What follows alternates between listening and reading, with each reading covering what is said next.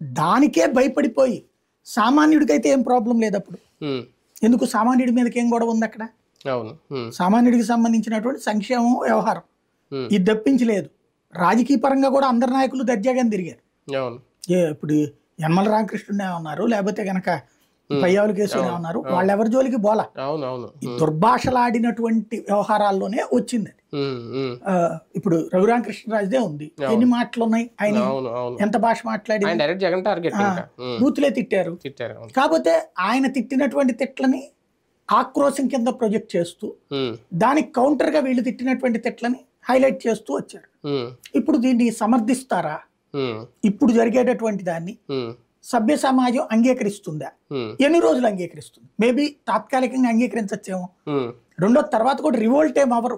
ప్రతీకార రాజకీయాల కొనసాగింపు అనేది గతంలో రాజశేఖర రెడ్డి గారు ఉన్నప్పుడు, లేదంటే అంతకుముందు చాలా మంది ముఖ్యమంత్రులు ఉన్నారు కదా, కోట్ల విజయభాస్కర్ రెడ్డి, అప్పుడే ఉందా? జగన్ వచ్చిన తర్వాత, జగన్ వర్సెస్ చంద్రబాబు అన్న తర్వాత ప్రతీకార రాజకీయాల కొనసాగింపు అనేది జరుగుతుందా? ఇప్పుడు మాత్రమే ప్రతీకార రాజకీయాలు నడుస్తున్నాయి. ఇంతకు ముందు ఉండే అది రాజకీయ ప్రతీకారం. ఎలాగా అంటే తప్పును ఒకటి చేసిన దాన్ని సమర్థించుకునే ఓ దిక్కుమాలిన కాన్సెప్ట్ ఉండేది. అధికారుల మీద ప్రతీకారాలు అప్పుడు లేవు. అవును, అధికారులు నువ్వు వాళ్ళ దగ్గర పనిచేసావు కాబట్టి నాకు శత్రువి అనేటటువంటి ప్రతీకారం అప్పుడు లేదు పర్టికులర్గా.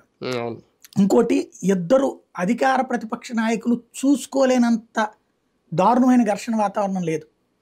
ఇప్పుడు